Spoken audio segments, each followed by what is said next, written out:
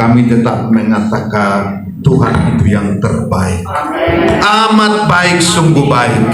Sehingga hingga hari ini, di awal tahun 2025, Tuhan menyertai kami. Tuhan memilih menetapkan kami menjadi orang-orang yang diberkati oleh Tuhan. Terima kasih Tuhan buat kesempatan yang terbaik ini, berjumpa dengan Tuhan, memuji Tuhan, berada dalam hadirat Tuhan, sehingga kami merasakan kehadiran-Mu yang dapat merubah hidup kami, di mana jika kami ada pergumulan diberi kekuatan oleh Tuhan, di mana kami di saat sakit disembuhkan oleh Tuhan, di mana kami di saat sedih Tuhan memberikan penghiburan bagi kami. Sungguh waktu ini waktu yang sangat penting, waktu yang sangat spesial. Kami duduk dengan hati yang rindu akan Tuhan, dan kami siap untuk firman Tuhan, renungan firman Tuhan, untuk menjadi makanan rohani kami.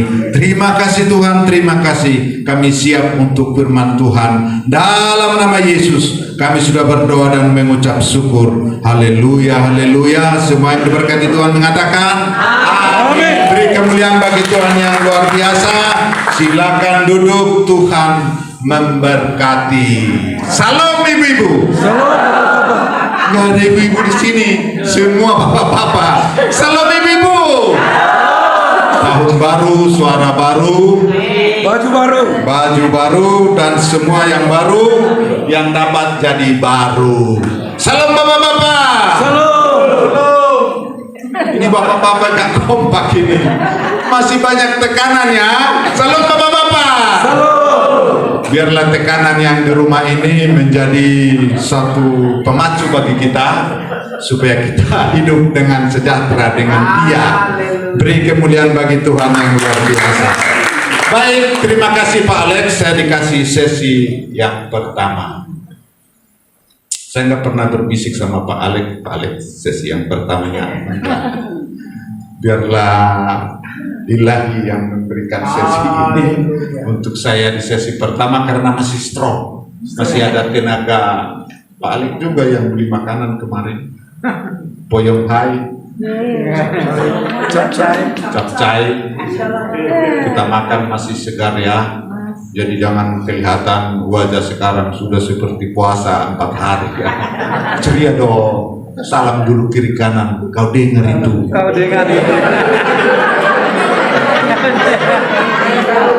Baik, tema kita hari ini singkat dan jelas, yaitu hidup untuk Tuhan. Hidup untuk Tuhan. Hidup untuk Tuhan. Tema ini saya sampaikan supaya kita tahu untuk siapa kita hidup. Ada lagu dunia mengatakan dulu, saya ingat itu, untuk apa aku dilahirkan, aku tercipta untukmu. Nah, saya selidiki, yang menciptakan lagu ini adalah diciptakan bagi orang-orang yang sedang jatuh cinta. Nah, kalau kita belajar orang yang jatuh cinta, karena mungkin kita di sini ada juga yang pernah jatuh cinta, berjuta rasanya. Dan kalau kita belajar lagi seterusnya, maaf ya, tai kuda rasa coklat seumur-umur nggak bakalan itu saya makan, saudara. Mau coklat begitu apapun itu saya tidak mau. Tapi yang namanya jatuh cinta berjuta rasanya. Nah, tema ini membawa kita, untuk siapa kita sebenarnya hidup? Untuk siapa kita datang bersusah-susah di dua puasa Ester ini? Banyak pergumulan kita datang ke tempat ini. Nah, kalau saya tanya pergumulan apa, coba tunjuk tangan. Gak usah dari wajah saudara datang ke tempat ini, banyak pergumulan, dan termasuk saya dengan yang satu itu, saudara. Kadang-kadang saya mau 2 puasa, padahal udah minggu kedua tiap bulan. Selalu dia bilang, sayang, kau tinggalkan aku seorang diri.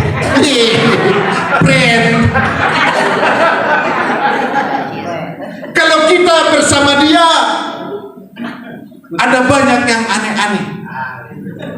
Jika kita pergi, kau tinggalkan daku sendiri, manis. Tapi itu adalah tantangan ya, karena saya tahu saya hidup untuk Tuhan. Jadi apapun tantangan yang lain itu, kalau mau ikut dengan acara saya utamakan Tuhan dulu. Makanya kalau saudara mau traktir saya makan, itu nomor berapa? Yang nomor 1 adalah Tuhan. Nah, tema kita hidup untuk Tuhan. Saya baca dulu landasan firman Tuhan yang saya ambil dalam Kolose pasal 3 ayat 18 sampai dengan 25. Saya baca semua, saudara sekalian dengar baik-baik supaya nanti waktu mengikuti tema ini bisa masuk, bisa memahami, dan kita bawa oleh-oleh pulang ke tempat kita masing-masing. Demikian bunyi firman Tuhan dalam Kolose pasal 3 ayat 18. Hubungan antara anggota-anggota rumah tangga. Ayat 18. Hai istri-istri, tunduklah kepada suamimu sebagaimana seharusnya di dalam Tuhan. Hai suami-suami, kasihilah istrimu dan janganlah berlaku kasar terhadap dia. Hai anak-anak, taatilah orang tuamu dalam segala hal, karena itulah yang indah di dalam Tuhan. Hai bapak-bapak, janganlah sakiti hati anakmu, supaya jangan tawar hatinya. Hai hamba-hamba, taatilah Tuanmu yang di dunia ini dalam segala hal. Jangan hanya di hadapan mereka saja untuk menyenangkan mereka, melainkan dengan tulus hati karena takut akan Tuhan.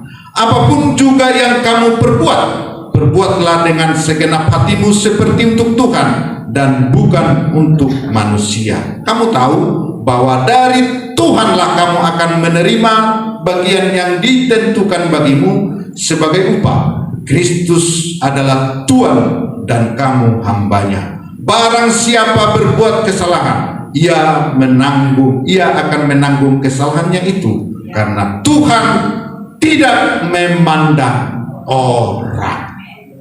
Tema kita tadi, apa tema kita tadi? Hidup untuk Tuhan. Jadi tema ini sekali lagi menggiring, membawa pemikiran mindset kita, di mana selama ini kalau kita belum ada kepastian kita hidup untuk siapa, nah tema ini menetapkan, memetraikan supaya hidup kita ini benar-benar untuk Tuhan. Ada tujuan. Dan Pak Alek tadi dalam doanya mengatakan kita akan mati. Nah memang kalau saya lihat ya, di umur 75 semua kita sama. Memang waktu muda kita bisa berbeda. Kalau wanita, kalau masih muda, umur 25, itu wajah bisa kinclong, cantik luar biasa. Kalau dia gadis di kampung, cantik luar biasa, dia menjadi gadis rebutan, gadis yang diidam-idamkan. Dan biasanya itu orang-orang atau cowok yang ganteng juga yang datang sama dia. Kalau datang yang jelek, gadis itu mengatakan Surya tidak level. Berarti ada perbedaan, ada yang cantik, ada yang jelek, ada yang tinggi, ada yang putih, ada yang hitam. Makanya kalau kita merasakan hidup kita ini hidup untuk Tuhan, mau hitam, mau putih, kita tetap bersuka cita. Makanya kalau hitam jangan bikin putih lagi. Ada banyak orang karena hitam pakai pemutih. Iya sih. Kalau putih, wajahnya aja yang putih. Dari sini ke bawah belang-belang terus, tidak akan putih. Biarlah yang hitam menjadi hitam dan putih tetap putih. Jadi Dalam segala apapun dalam hidup kita ini, kalau kita tahu hidup untuk Tuhan, apapun yang terjadi kita syukuri. Jadi kalau hitam itu sudah ketentuan Tuhan, syukurilah kehitaman itu. Hitam-hitam kereta api, jangan salah, banyak yang menanti. Dan hanya orang hitamlah yang ada manisnya. Hitam manis, nggak ada putih manis. Nah, saya mau membawa kita bahwa hidup kita ini ada goal, disiapkan untuk Tuhan. Nah, semua kita di sini kalau kita memahami tema ini, kita akan memiliki pengenalan akan diri kita. Bahasa Batak mengatakan isi doa. Bahasa Inggrisnya who am I. Kalau bahasa Toraja apa? Apalah itu bahasa Jawa? Siopo panjenengan. Kan begitu. Who am I? Siapakah aku ini? Sehingga di dalam perjalanan kita ini, kita tidak sembarang hidup. Karena dalam penciptaan manusia, Allah berkata, Allah berfirman, mari kita ciptakan manusia itu segambar dengan kita. Jadi Allah yang berkreasi, Allah yang membentuk kita dari debu tanah. Makanya waktu kita, setiap orang yang meninggal, hei engkau dari tanah, kembali kepada tanah. Nah, kalau kita waktu hidup, hei Japane, engkau dari tanah, kembali kepada tanah. Kau menghina itu, aku bukan dari tanah. Kan bisa begitu. Tapi memang asal kita dari tanah.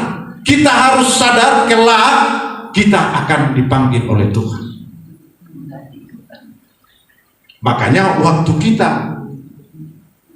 mengatakan hidupku untuk Tuhan, berarti kita akan siap kembali kepada Tuhan. Coba colek kiri kanan, kita kembali kepada Tuhan. Tapi jangan melotot, kita kembali kepada Tuhan, nanti dia takut mati. Dengan senyum kita kembali kepada Tuhan. Hidup untuk Tuhan. Kolose pasal 3 ayat 23 mengatakan, apapun juga yang kamu perbuat, perbuatlah dengan segenap hatimu seperti untuk Tuhan dan bukan untuk manusia. Melakukan kepada Tuhan itu beda dengan melakukan kepada manusia. Kalau kita melakukan kepada manusia, karena manusia pasti ada udang di balik batu. Tidak jauh-jauh manusia itu take and give. Apa itu bahasa Indonesia take and give? Beri aku, saya beri engkau. Traktir aku supaya traktir engkau. Dan ada orang yang hitung-hitung, sudah berapa kali saya ditraktir, saya akan traktir dia sama. Dia ditraktir saya 5, saya traktir 5. Manusia itu hitung-hitungan. Itu memberi kepada manusia. Dan percayalah, kalau kita berharap kepada manusia, kita akan kecewa. Seberapa banyak kita yang duduk di sini yang pernah dikecewakan manusia? Berapa kali kita dikecewakan teman kita sekalipun, tetangga sekalipun, saudara sekalipun. Kita dikecewakan tanpa ada alasan, dan itu manusia. Tapi jikalau kita melakukan segala sesuatu karena Tuhan, percayalah kita tidak pernah kecewa. Seberat apapun kita lakukan karena Tuhan, percayalah tidak pernah kecewa. Memang ikut Tuhan itu butuh proses. Ikut Tuhan itu, hidup untuk Tuhan butuh proses. Sejak di Kevin Ray 2 puasa ini yang saya ikuti, Pendeta Berti tahun berapa Di sana koordinator. 2015 Pak Berti, 2015 saya ke sana pertama sekali. Saya ke sana saudara karena hancur. Hidup kehancuran itu hanya hidup dengan tangisan. Sudah tidak ada lagi harapan. Makanya kadang-kadang kalau kita sudah mentok sana, mentok sini, jangan menyesal. Itu jalan yang terbaik untuk kita datang kepada Tuhan. Sudah berhenti berharap di dunia ini, hanya Tuhanlah harapan. Itulah yang saya lakukan ke Kevendrey. Saudara, habis semua. Ekonomi juga habis, hubungan dengan istri juga habis, tidak jelas. Pokoknya kacau luar biasa. Dan pada waktu itu saya dengar informasi ada 2 puasa, 3 hari tidak makan. Dan waktu di Kevendrey, saudara, ternyata yang hadir yang duluan itu nakut-nakutin saya. Pak Nababang, waktu saya ikut berpuasa pingsan 3 kali Pak. Aduh Tuhan, darah Yesus, saya ini Tuhan udah hancur-hancur. Pincang 3 kali Tuhan, kalau ke-4 kali bisa mati Tuhan. Ampun, saya sudah deg-degan dalam waktu itu 2 puasa. Kalau saya ada jantungan bisa masuk rumah sakit pada saat itu. Tapi yang namanya sudah khusus, karena dalam kehancuran itu saya tidak ada harapan. Hanya Tuhan satu-satunya harapan saya. Saya nekat saudara. Makanya ikut Tuhan itu harus ada istilah nekat. Jadi nekatlah untuk Tuhan. Nah saudara, terus saya ini kan di Jatiasi. Waktu itu Kelapa Gading kalau nggak salah berangkat bisnya. Ke Kelapa Gading lagi, saya mutar lagi. Akhirnya saya naik bis kota. Jadi yang namanya Kevendrey itu yang saya tahu hanya puncak. Waktu itu saya naik bis, turunlah di Ciawi, di pertigaan mana gitu. Terus naik lagi arah puncak, kan begitu. Kita kan karena berapi-api ke Tuhan dalam nama Yesus. Haleluya. Ternyata saya masuk mobil L300 yang tujuannya Sukabumi. Waktu dekat Ciawi, pertigaan Sukabumi, masih dalam darah Yesus. Haleluya. Masih haleluya saudara. Ternyata setelah simpang Ciawi ke puncak itu sudah arah Sukabumi. Pak, kayaknya ini bukan jalannya. Iya, ini Pak ke Sukabumi.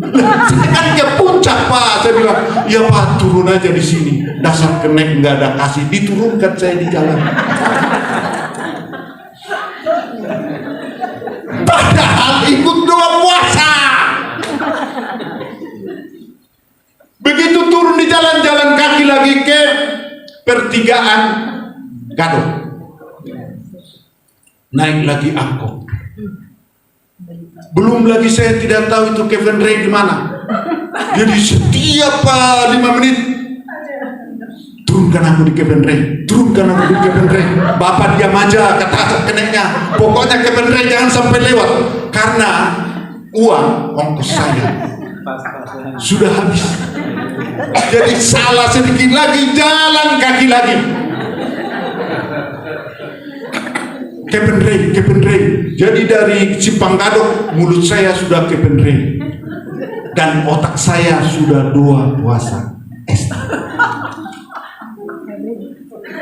Seandainya waktu di jalan, Pak, ada makanan enak, restoran enak, kita makan dulu. Tidak lagi, sudah saya tolak karena otak saya 2 puasa. Akhirnya saudara, angkot yang biru itu membawa saya ke Kevendrey. Sampailah di sana. Belum lagi pesertanya saudara bukannya memberkati. Mereka bersaksi, Pak Nababang, 3 kali saya pingsan. Mulut saya diperas-peras, mulut pahit, perut saya diperas-peras, pokoknya mengerikan katanya. Jadi waktu pertama itu saya tidak bahagia saudara. Saya disiksa luar biasa.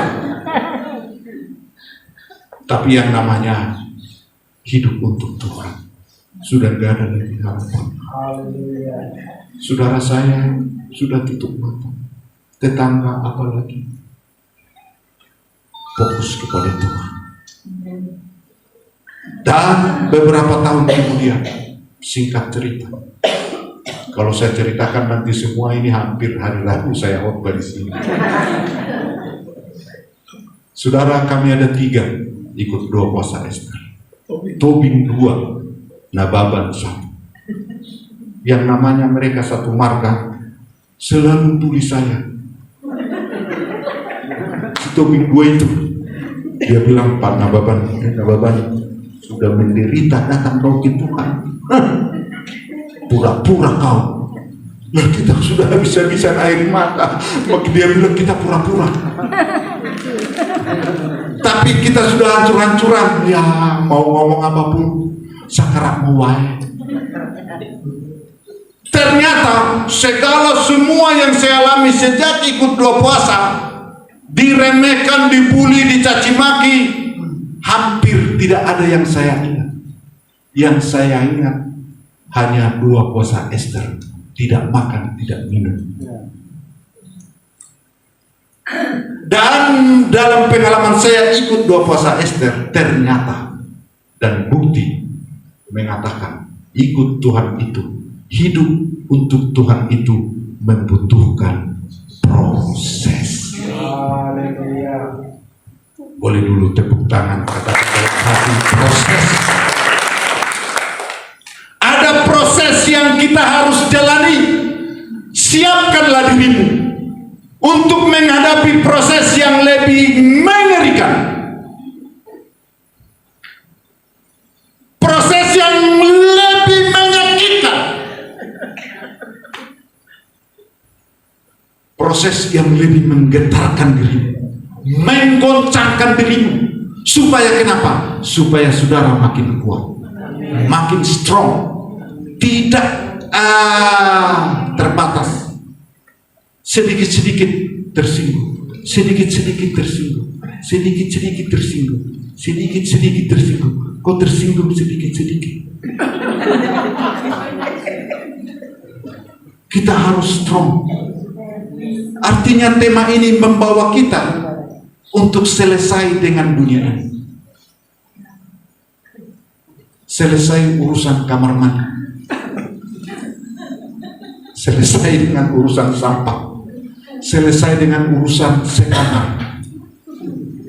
Harus sipolan Pak Alek, teman kamar saya. Kalau enggak saya enggak bahagia 2 puasa Ester. Emang 2 puasa Ester kamar-kamaran. Yang penting jangan iblis teman kamar. Kalau masih teman kita semua ini, itu sudah bagus. Dan bahkan biarlah sesekali temanmu orang yang aneh-aneh. Mungkin selama ini engkau tidak pernah tidur dengan orang yang tidak ngorok, tapi setelah 2 puasa Ester, temanmu sekamar ngoroknya selangit. Disitulah kita diproses ikut Tuhan. Dan tempat ini luar biasa. Makanya tadi pengumuman tadi, kalau masih ada yang komplain, saya kaget loh itu. Nah, kita kan nggak bayar di sini. Saya hampir kaget tadi. Aduh Tuhan, ada yang komplain, kan nggak bayar di sini. Kita bawa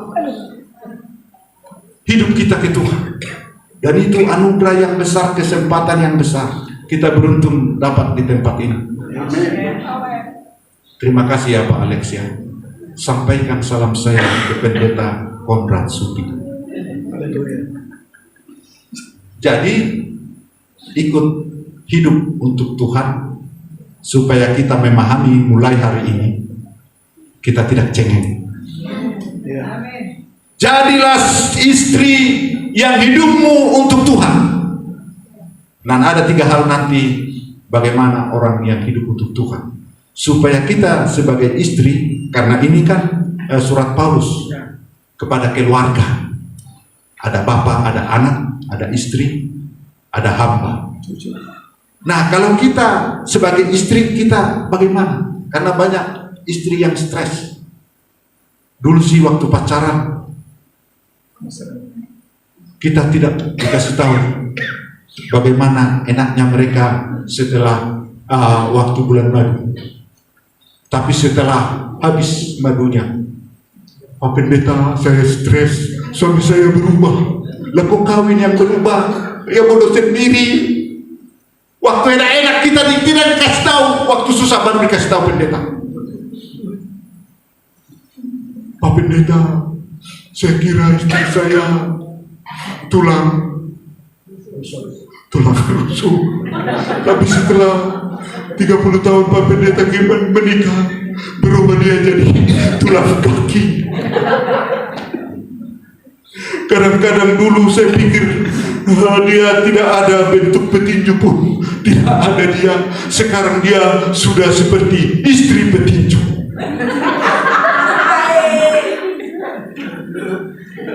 Dan tema ini menyampaikan kepada kita bahwa hidup kita adalah milik Tuhan. Jadi semua yang ada bersama dengan kita itu hanya pelengkap. Yang utama adalah Tuhan. Dan mulai sekarang kita tidak terikat dengan apapun. Hanya kita terikat dengan Tuhan. Amin. Kita hanya perlu dengan Tuhan. Dan yang prioritas hanya Tuhan. Nanti istri kalau pulang ke rumah, sayang, suamiku, kata pendeta, hanya Tuhan yang prioritas. Kau jangan namanya, jangan bilang begitu, butuh proses. Sayang bikin kopi, kau diam dulu, Tuhan prioritas. Tidak begitu, butuh proses. Apapun juga yang kamu perbuat, perbuatlah dengan segenap hatimu. Segenap hatimu seperti untuk Tuhan dan bukan untuk manusia. Saudara, kalau kita datang ke tempat ini, untuk siapa? Udah pasti untuk Tuhan sesuai dengan tema ini. Tapi jika engkau datang karena cara lain, saya pastikan engkau pulang dari sini kecewa, sakit hati, tidak ada guna. Makanya kalau ada yang datang ke sini dengan cara lain, tema inilah yang membenarkan kedatanganmu untuk mengatakan, aku datang Tuhan untuk engkau. Hidupku Tuhan untuk engkau. Dan apapun yang terjadi, mau sakit engkau datang ke sini, mau seperti saya kesasar-kesasar datang ke tempat ini, mau kau dibuli ke tempat ini, itu adalah obat untuk kita makin kuat mengikuti doa puasa Ester. Beri kemuliaan bagi Tuhan. Hidup untuk Tuhan menandakan yang tadi, bahwa hidup kita adalah milik Tuhan. Tidak ada yang bisa memiliki kita selain Tuhan. Makanya mulai hari ini, kemanapun engkau pergi, tanamkan dalam hatimu, engkau adalah milik Tuhan. Tidak satupun yang bisa mengganggu engkau. Setan sekalipun hanya takut sama Tuhan. Kalau kita bersama dengan Tuhan, setan sekalipun tidak berkuasa untuk mengganggu kita. Jadi kadang-kadang kita mengatakan hidup untuk Tuhan, hidupku untuk Tuhan. Begitu malam, Papa temanin saya ke toilet. Kenapa? Sudah gelap. Emangnya kenapa? Takut cicak.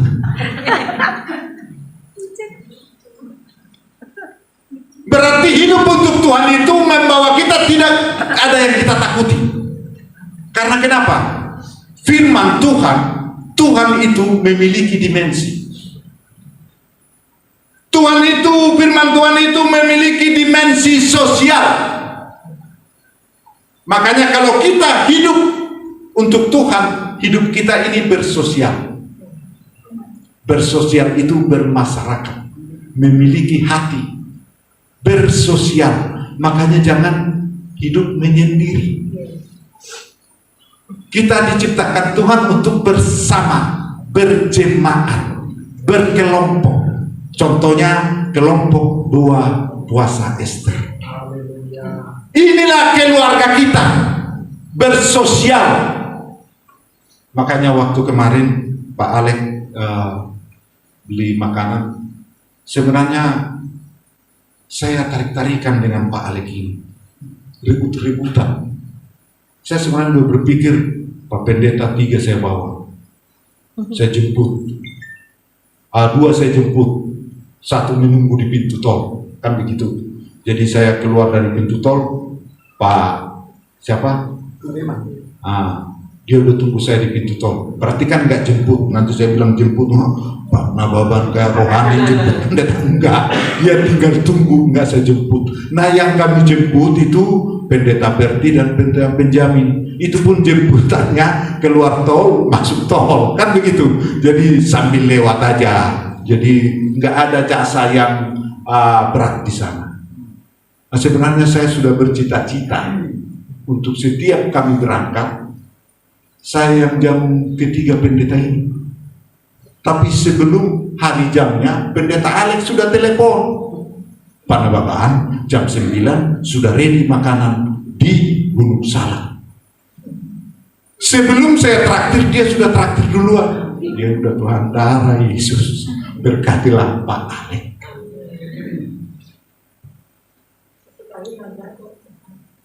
Jadi apapun yang kita lakukan, lakukanlah untuk Tuhan. Saudara, kalau saudara senyum, senyumlah untuk Tuhan. Makanya saya lihat ya, kalau kita salam orang, selamat tahun baru, dia lihat yang lain, selamat tahun baru. Kadang dilihat melotot, selamat tahun baru. Gak tahu apa banyak utang dia bagaimana, gak tahu. Saya kalau salam saudara perhatikan, selamat tahun baru, senyum saya, tarik. Dan itu senyuman itu memberkati. Karena kenapa kita senyum untuk Tuhan? Belum lagi yang lain, perkataan kita. Berarti kalau kita mengatakan hidup untuk Tuhan, seluruh ornamen, seluruh gerak hidup kita lakukan hanya untuk Tuhan. Dan itu sangat luar biasa. Cara jalan kita berjalan seperti anak Tuhan. Berbicara karena Tuhan, tidak sembarangan berucap. Karena kita banyak berucap dulu baru dipikir, berkata-kata dulu baru dipikir. Orang sudah berdarah-darah, hampir bunuh diri akibat dari perkataan kita. Dan kita mengatakan, kenapa kau ngomong begitu? Maaf deh, saya salah ngomong. Artinya hati-hatilah untuk berucap. Karena kenapa? Karena hidup kita ini untuk Tuhan. Berkatalah seperti untuk Tuhan. Makanya nanti setelah firman ini, kita harus berubah perkataan kita, sikap kita, tata bicara kita, etika kita, semua gerak-gerak kita berubah karena Tuhan. Beri kemuliaan bagi Tuhan. 3 hal yang perlu saya sampaikan. Beberapa sifat orang percaya yang hidup untuk Tuhan. Nanti kalau pendeta teman-teman yang lain mungkin dari pasal 3 ini bisa 4, bisa 5, tapi saya pelajari ada 3 sikap orang yang hidup untuk Tuhan. Seperti apa? Yang pertama, hidup untuk Tuhan itu orang yang hidupnya untuk Tuhan, karakter dan hidupnya adalah hidup mengasihi. Dari kata kasih, Yohanes 3 ayat 16, karena begitu besar kasih Allah akan dunia ini. Saudara, kita sampai ada hari ini bukan karena kita baik, tapi karena kasih Tuhan yang besar. Makanya kadang-kadang kalau saya ini sampai ada hari ini, waktu di Kevenri, saudara, kalau rumput masih ditulis, jangan diinjak. Kalau saya waktu hancur-hancur, saudara, silakan diinjak, tidak ada harganya. Rumput aja ada harganya, saya tidak ada harga. Tetapi waktu aku datang kepada Tuhan, aku hidup untuk Tuhan, tidak berharga lagi, tidak dipandang lagi, tidak ada nilainya lagi. Waktu saya datang ke Tuhan, Tuhan mengembalikan ciptaan yang baru itu. Waktu Tuhan mengatakan mari kita ciptakan manusia itu segambar dengan kita, artinya proses yang hidup untuk Tuhan, hidup mengasihi, dikembalikan oleh Tuhan. Gambar yang dirusak oleh dosa. Saudara, saya mengatakan hidup mengasihi membutuhkan proses. Saudara, saya bertobat di Cirebon. Saya mantan rentenir. Tidak ada orang kalau salaman, Pak Lek, kenalkan nama saya Pak Nababan. Saya pernah bekerja rentenir. Gak ada yang ngomong begitu. Itu rentenir itu adalah sebuah kehidupan yang tercela. Jadi tidak ada bangga dengan hidup rentenir. Padahal duitnya banyak. Nah, waktu bermain sepak bola PSMS Medan dengan Surabaya, Persebaya Surabaya. Jadi reporternya kan terpisah itu. Jadi orang Medan ya para pendukungnya waktu bermain kan itu hebat luar biasa. Oh, itu teriak hidup Persebaya, hidup PSMS Medan, kan begitu. Nah, waktu bermain begitu seru, semua reporter itu cari kelemahan masing-masing. Nah, kalau orang Batak menilai orang Jawa itu kelemahannya mie ayam sama bakso. Kan itu gak ada yang bangga. Perkenalkan nama saya tukang bakso, gak ada yang begitu. Jadi waktu Persebaya itu tendang bola, PSMS Medan reporternya bilang bakso mie ayam, kan begitu. Waktu Persebaya nendang bola, waktu dia yakin, waktu dia dengar itu bakso mie ayam, waktu lurus tendangannya menjadi bengkok, akhirnya tidak gol. Jadi Persebaya melemah, nggak menang-menang. Akhirnya Persebaya mikir, reporternya gimana? Apakah kelemahan orang Medan? Kan begitu. Akhirnya dapatlah pemikiran mereka rentenir. Nah, waktu PSMS Medan tendang bola begitu semangat luar biasa. Orang Persebaya, reporter Persebaya bilang rentenir. Aturannya semangat, jadi melemah. Akhirnya tidak menang. Saudara, hidup kita ini butuh proses. Saudara, saya rentenir di Cirebon. Waktu itu saya kos di rumah orang Sunda. Dan rentenir itu, saudara, itu saya kasih 1 juta, itu bunganya 200.000. Berarti 20%.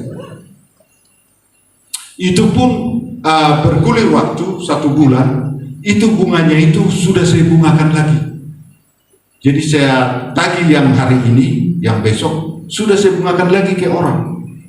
Jadi hampir kalau saya teliti itu bunga yang saya bungakan 100%. Jadi belum lagi selesai disetor saya sudah bungakan. Jadi duit saya banyak. Nah, badan saya kan gede begini, cocok rentenir. Jadi waktu saya rentenir itu wajah saya belum begini. Ini dulu ini agak panjang. Dan kalau saya jalan, semua orang pasti sakit hati.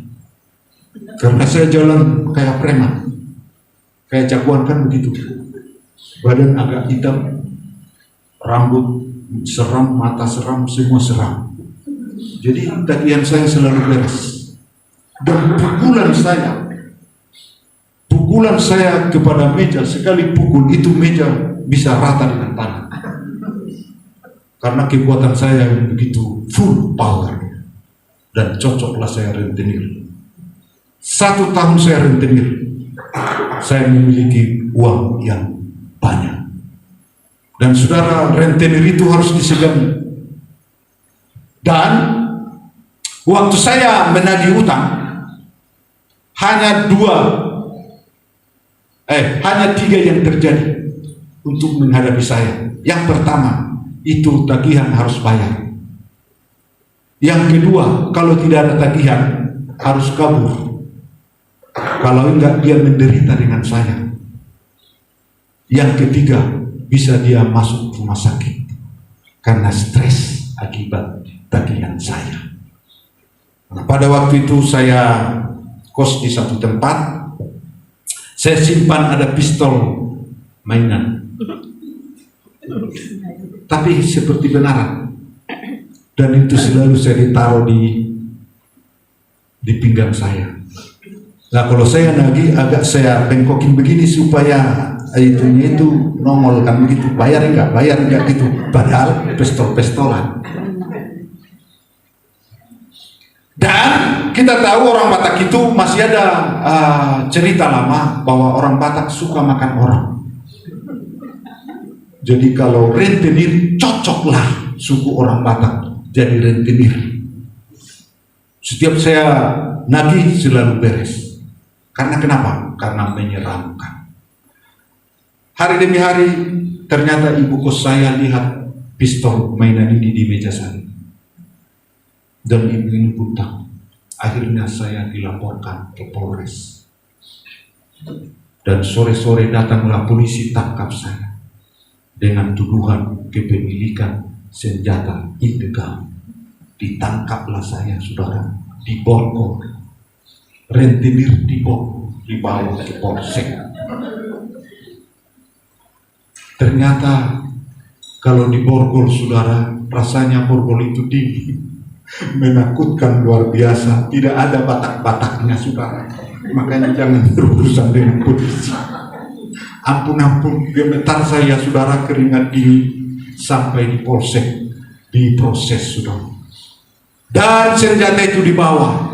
Ternyata mainan itulah yang melepaskan saya. Dan ada pendeta di sana, didengar seperti itu ada orang Batak ditangkap polisi karena pistol, dia datang ke pendeta. Dibawalah saya ke rumahnya. Pindahlah kau dari kosmu itu, pindah ke rumah saya. Dan saya tinggallah di rumah pendeta. Ya, di rumah pendeta itu tiap hari saya tiap minggu ibadah, rentenir dengar khotbah. Kita harus mengasihi. Selama saya rentenir tidak ada kasih, yang ada kekerasan. Bertolak belakanglah saya dengar. Tiap minggu saya ke gereja, tiap hari saya rentenir. Terjadilah peperangan, tersiksa saya. Lama-lama karena dominan Tuhan itu dalam diri saya, lama-lama satu demi satu ada langganan saya yang sudah tua jualan lontong. Dan dia seorang diri, ibu-ibu. Rumahnya pun 2x2 dari bambu, dari anak-anak. Kalau ada kambing yang stres, begitu lari, diseruduk itu rumahnya, rata dengan tanah. Tapi saya nagih sama dia, saudara.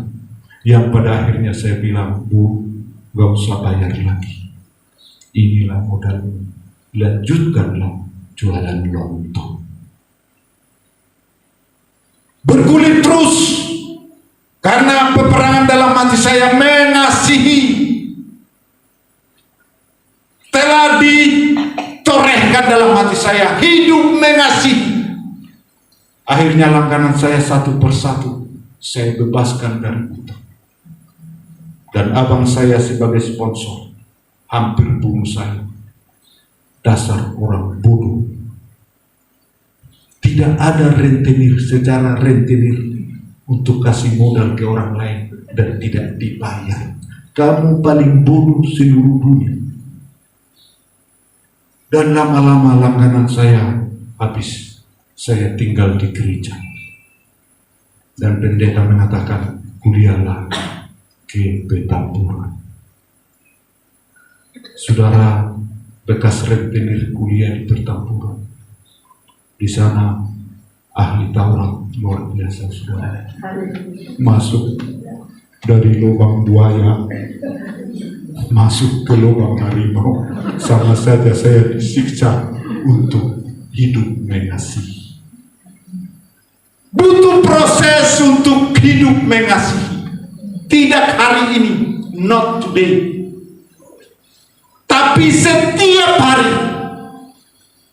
Proses itu membentuk kita hari demi hari. Saya bertanya-tanya para ahli teologi, kenapa begitu lama bangsa Israel berputar-putar di gurun pasir?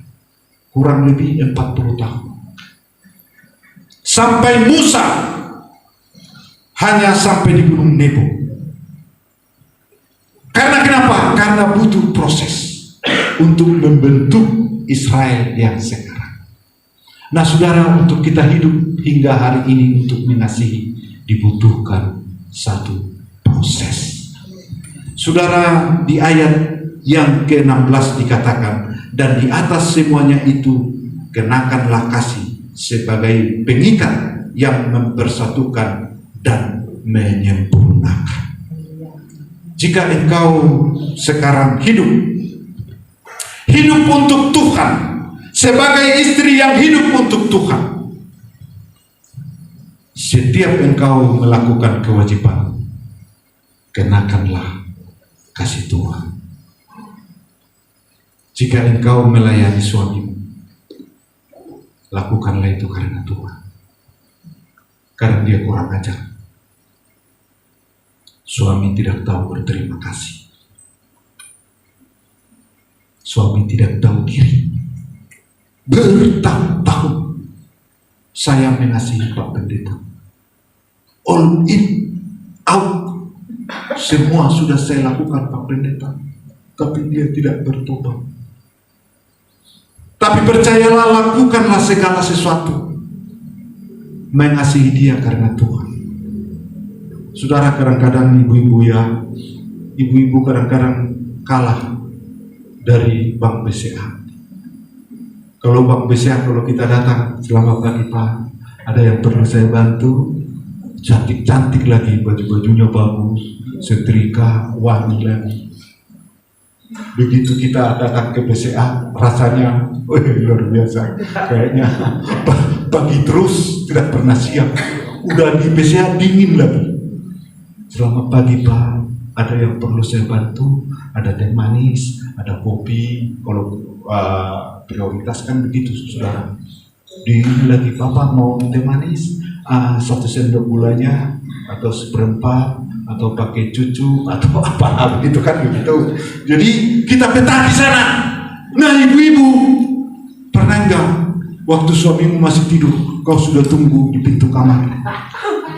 Begitu dia bangun, sayang, selamat pagi, ada yang perlu saya bantu? Dan kita akhiri, sayang, ada yang perlu saya bantu? Emak. Masa kita kalah dengan BCA? Kan begitu. Di mall, para hadirin yang budiman, yang kami muliakan, silakan belanja karena kita siapkan diskon 30%, 20%. Belanjalah dengan damai sejahtera. Masa kita kalah dengan yang dunia?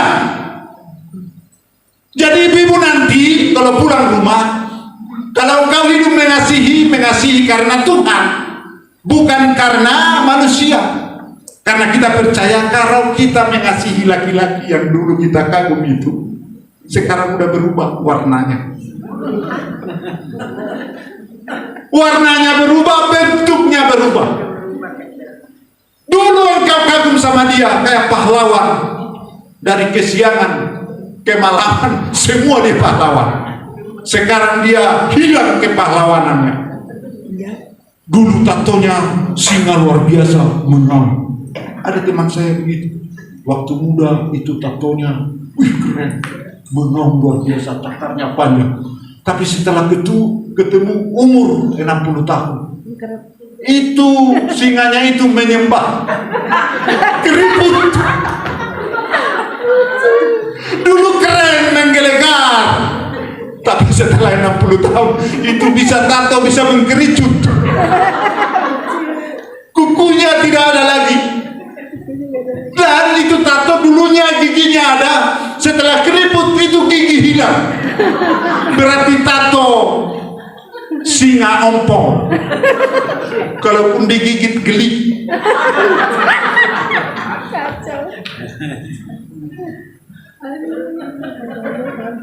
Jadi kita hidup mengasihi karena Tuhan, bukan karena dia lagi. Berarti kalau kita hidup untuk Tuhan, artinya memiliki sifat mengasihi, itu sebuah kekuatan untuk kita dapat bertahan dengan dia, dengan 1, 2, 3, 4 ini, dengan bapak-bapak ini, ibu-ibu, supaya kita bertahan di dalam Tuhan. Dan tidak ada lagi kita putus asa karena suami. Sehingga kalau kita hidup untuk Tuhan, kita melayani dia. Walaupun dia aneh-aneh, kita bikin makanan. Walaupun aneh gak apa-apa, ini saya lakukan karena Tuhan. Hidup mengasihi. Kalaupun ada kesalahannya, ibu-ibu, kalau ibu-ibu ini super mengingat, istri saya itu super sekali. Yang paling dia ingat kesalahan kita paling fatal. Dia tidak lupa itu, kecuali kita bawa dia belanja, baru dia lupa. Tapi dia menderita lagi, dia ingat lagi. Pak, dulu tahun 2015, sudah 7 tahun, 12 tahun. Dia juga luar biasa kau ya. Kau belajar dari siapa sih? Saya bilang, sampai saya gregetan itu. Hidup mengasihi, kita sembuh. Kalau kita hidup mengasihi, kita disembuhkan. Dari apa? Dari sakit hati, dari menyimpan kepahitan. Akhirnya yang manislah dalam hidup kita yang ada. Karena kenapa? Tidak ada lagi benci. Tidak ada lagi benci. Yang dulu kita bencinya luar biasa. Tapi sekarang karena kita hidup untuk Tuhan, kita milik Tuhan, kita sayangnya luar biasa. Makin dia keriput, suami kita itu nanti umur 70 tahun, bisa 2 kemungkinan. Dalam giginya bisa tinggal 2 atau habis sama sekali. Kalau dia nakut-nakutin dulu ya sama istri, nakut-nakutin dia, ntar main-main kau, saya gigit kau. Setelah 70 tahun gak bisa gigit lagi, gak ada giginya lagi. Apapun yang terjadi dengan dia, kita mengasihi dia karena kasih Tuhan. Berarti hari ini semua ibu-ibu di sini sudah sembuh. Oleh kiri kanan ibu-ibu, kau dengar itu. Nah, kita bapak-bapak hidup mengasihi. Saya percaya bapak-bapak, istri yang sekarang itu yang ada sama kita, dulunya dia tidak mau sama kita. Percayalah. Tapi karena engkau gigih luar biasa, selalu mengatakan I love you, akhirnya istri kita itu tidak tahan. Akhirnya dia menerima kita. Karena kita berapi-api mengingat dia. Kalau kita tidak lihat dia 1 hari, rasanya 1 tahun. Kalau tidak ketemu dia sehari, tidak hujan, kita mengatakan lagi hujan. tidak mendung, kita katakan mendung, karena hati kita mendung, lonely, kesepian. Saudara, di antara suami, beberapa yang telepon saya, Pak Pendeta, saya tidak tahan lagi. Kenapa? Istri saya satu bicara, dia 1000, Pak Pendeta. Satu aja dia bicara, saya tidak bisa mengelola. Apalagi 1000, saya pusing, Pak Pendeta. Saya bilang, kau harus menyadari bahwa dia dari Tuhan. Saya tanya dulu, engkau menikah karena apa? Karena sudah tua, katanya. Salah.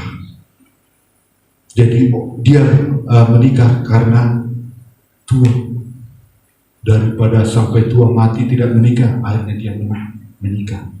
Jadi ketemu di jalan ini perempuan, akhirnya ya udah daripada menikah yang di jalan apa-apa. Jadi ketemu ya sembarangan aja. Asal menikah. Nah hari ini bapak-bapak kita menikah karena Tuhan. Amin. Jadi kalau ada pertanyaan nanti, bapak-bapak kau menikah dengan karena apa? Karena Tuhan. Itulah alasan kita menikah dengan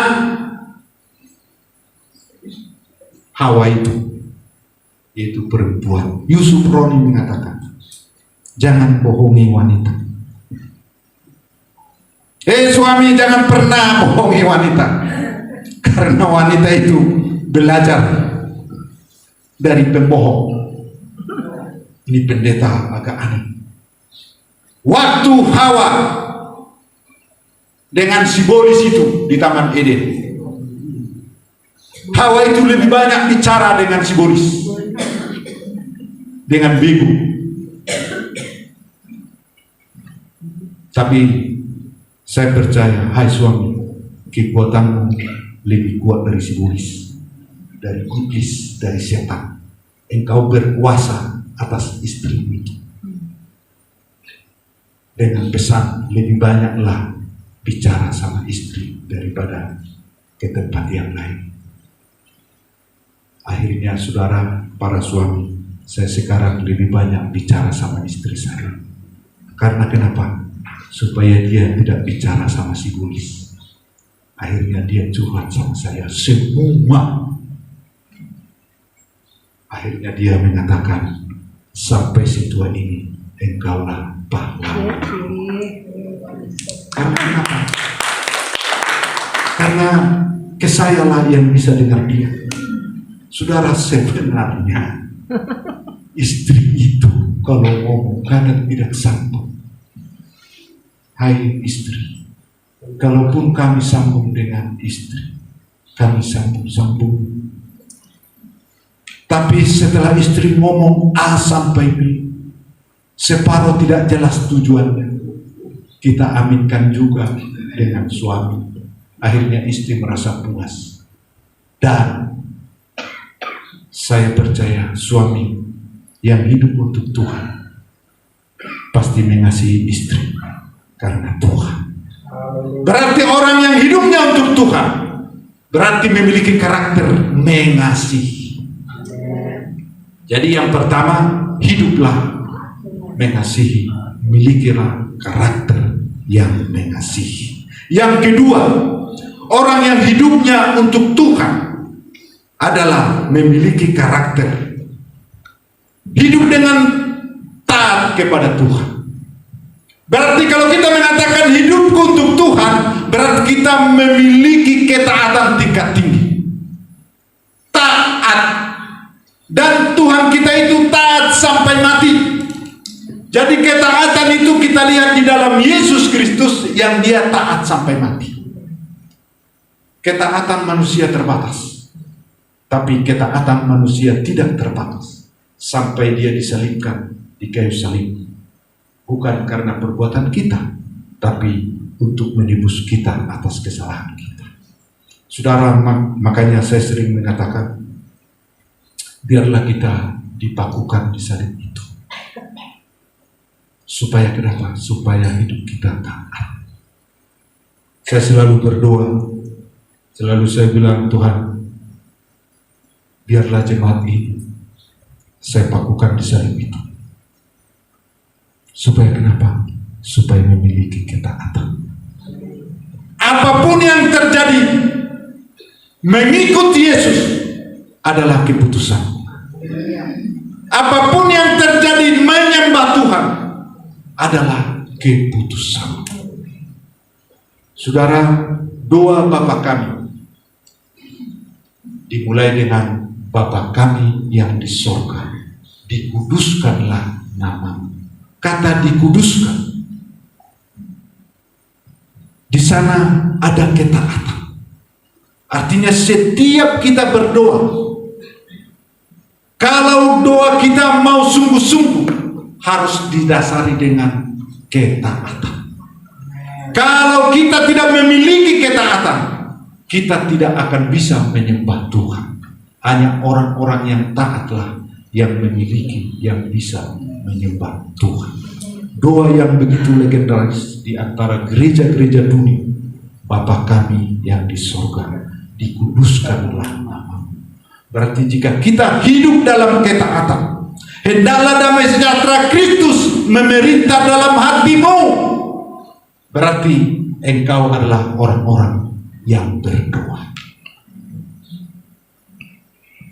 Kalau kita mau taat, hidupilah hidup yang berdoa, darah berdoa. Saya saudara putuskan untuk ikut doa puasa. Karena kenapa? Kalau saya khotbah di tempat lain tanpa doa, kering, nggak ngaruh. Mau pakai teologi apapun, capek saya. Tapi waktu kita dalam doa, saudara, istri, berdoalah. Itu pertanda engkau taat. Dikala engkau berdoa taat kepada Tuhan, kalau dalam doa itu diutamakan kekudusan, memisahkan Tuhan. Hanya Tuhanlah yang disembah, hidup yang menyembah berdoa. Saya percaya engkau istri yang perkataanmu memiliki kekuatan berbicara kepada suami. Yang aturannya engkau ngomong tidak jelas, tidak nyambung kepada suamimu, tapi karena engkau berdoa hari demi hari, Roh Kudus menuntun engkau untuk berbicara secara bijaksana kepada suamimu itu, sehingga komunikasi timbal balik menjadi sehat dan engkau bersukacita atas rumah tangga. Hidup untuk Tuhan artinya kita hidup taat kepada Tuhan. Jadi damai sejahtera Kristus yang memerintah dalam hati kita. Jadi apapun yang terjadi, yang kita lakukan dalam hidup kita, kita lakukan karena taat. Amin. Kita banyak pergumulan ke tempat ini. Ada tantangan, ada yang mengatakan supaya kita tidak ke tempat ini. Tapi karena kita taat, kita mengutamakan Tuhan. Dalam ketaatan itu ada menyembah, aku rindu menyembah Tuhan. Sehingga tantangan itu kita lewati. Dan saya percaya kita diberkati Tuhan di tempat ini. Beri kemuliaan bagi Tuhan yang luar biasa. Yang ketiga, orang yang hidup untuk Tuhan, hidup dengan ucapan syukur. Jadi orang yang hidupnya kepada Tuhan, hidupku untuk Tuhan, hidupnya itu selalu diwarnai oleh ucapan syukur. Amen. Makanya orang Kristen selalu ketemu, puji Tuhan ya, puji Tuhan selalu. Jangan kita waktu salaman dengan orang lain selalu pray. Karena kenapa? Karena kita tidak mensyukuri kehidupan ini. Setiap ketemu, puji Tuhan Pak Alex, luar biasa, Tuhan luar biasa. Terima kasih ya sudah menelepon. Terima kasih ya sudah ucapan selamat Natal saya sudah dibalas. Ada di sini yang di WA selamat hari Natal dan Tahun Baru sampai sekarang nggak dibalas. Itu tandanya orang itu tidak bersyukur. Saya selalu teliti itu handphone saya mana ya, jangan-jangan tidak saya balas. Pak Pendeta selamat Tahun Baru. Itu ucapan syukur. Dikatakan di ayat 17, Dan segala sesuatu yang kamu lakukan dengan perkataan atau perbuatan, lakukanlah semuanya itu dalam nama Tuhan Yesus sambil mengucap syukur oleh Dia kepada Allah Bapa kita. Berarti hidup ini dirancang untuk bersyukur. Saya pelajari kata bersyukur, saya bahasakan segala sesuatu adalah baik untuk kita. Itulah yang saya terjemahkan. Nanti saudara terjemahkan sendiri apa itu bersyukur. Artinya mau Tuhan, mau kita sakit, mau kita banyak pergumulan, mau banyak kekecewaan, banyak ditipu, kita tetap mengatakan Tuhan itu baik. Mungkin engkau panas dingin, meriah, tapi dalam doa terima kasih Tuhan. Aku berterima kasih. Mungkin keluargamu sekarang banyak masalah, anak yang istri dan menantu dan lain sebagainya, tapi engkau berkata terima kasih Tuhan, engkau menyertai aku. Mungkin ekonomi, siapa yang tidak punya masalah dengan ekonomi? Siapa yang tidak punya masalah dengan uang? Tapi engkau mengatakan terima kasih Tuhan untuk hidup ini. Artinya bahwa orang yang bersyukurlah yang dapat menikmati berkat Tuhan. Makanya apapun yang terjadi, syukurilah dalam hidup ini. Saudara, kalau memang saudara hidup masuk ke dalam terima kasih Tuhan buat hidupmu, saya beruntung punya hidup. Saudara, dalam satu trip perjalanan ada berangkat dari desa ke kota untuk jalan-jalan tamasya, bertamasya. Jadi dulu kalau bertamasya itu naik bis, tidak ada AC-nya, jadi harus buka kaca. Jadi kalau panas dibuka kacanya, agak dikeluarin badan sedikit begini tangan supaya anginnya masuk. Nah waktu dari depan semua yang di pinggir itu panas, buka kaca. Baris pertama, kedua, ketiga semua kepanasan, dibuka tangannya begini, akhirnya angin masuk. Nah ternyata baris terakhir itu ada yang nggak punya tangan. Akhirnya dia kan tangannya nggak ada, akhirnya nggak bisa keluarin ke bis kan begitu. Nah terus dalam perjalanan terus, ternyata bis ini senggolan dengan truk. Jadi semua yang keluar tangannya itu pada putus, pada luka. Nah yang di barisan terakhir tadi yang tangannya buntung tidak kena, hanya dialah yang sehat waktu bis itu bersenggolan. Dan terakhir yang tidak ada tangannya itu mengatakan begini, puji Tuhan, untung buntung tidak buntung. Berarti segala sesuatu yang terjadi Tuhan turut serta untuk mendatangkan kebaikan. Model apapun hidup kita sekarang ini, kalau engkau bisa bersyukur, itulah yang terbaik. Nikmatilah itu, jangan sesali, syukurilah itu. Waktu rentenir kemarin, waktu rentenir saya kuliah, kalau saya rentenir sampai hari ini, teman-teman saya nasibnya entah kemana. Banyak orang kaya, tapi diakhiri dengan penderitaan. Tapi setelah hidup saya untuk Tuhan, saya dipakai oleh Tuhan. Karena kenapa? Hidupku untuk Tuhan. Beri kemuliaan bagi Tuhan yang luar biasa. Mari kita bangkit berdiri, kita angkat satu pujian yang luar biasa. Haleluya, haleluya.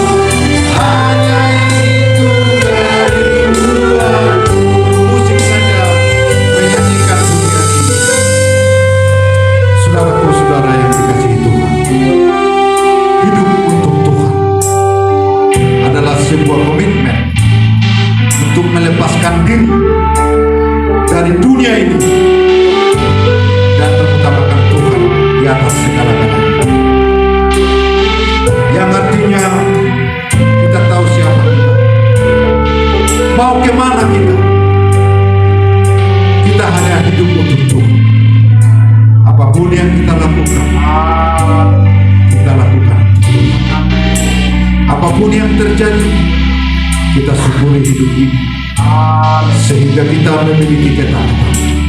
Apapun yang terjadi, sekali Tuhan, tetap Tuhan.